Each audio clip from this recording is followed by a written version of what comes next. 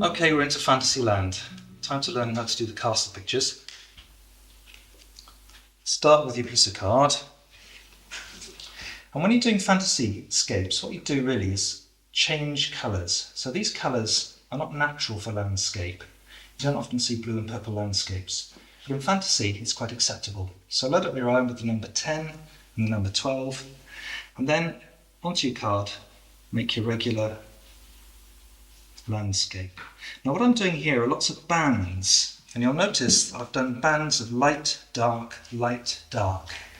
That automatically creates depth in an image. And what I'm going to do is build a castle out of here, a big one, and then put a little one up on the horizon.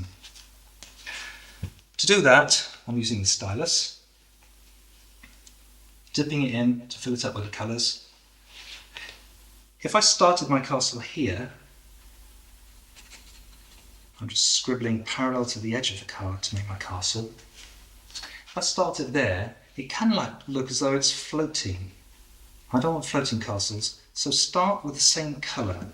If I bring it down to meet into this dark band, you can't really see where it begins now, it grows out of the picture.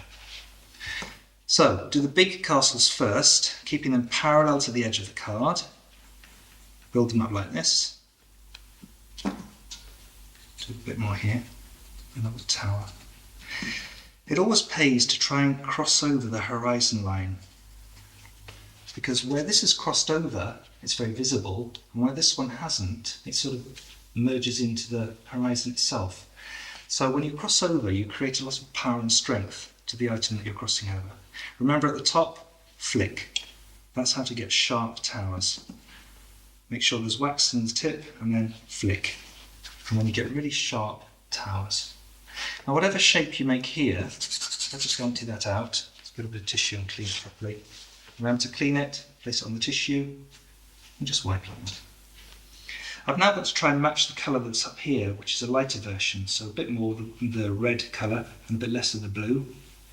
Again, match it in so it sits on that horizon line.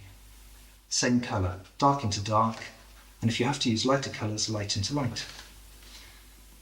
And then just working up. Now if I make the same thing, 2 towers, one with a tall, and one here which is a little bit shorter. No, not much shorter.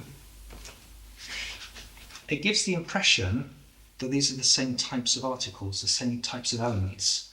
And because this one's bigger than that one, our brain thinks this one's closer than that one.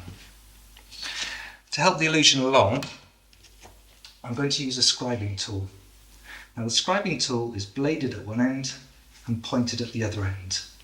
Let me just show you here what it does. You can make lines, just scratching.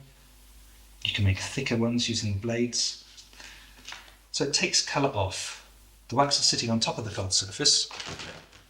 So what I'm going to do now is to work with perspective into here, starting at the horizon.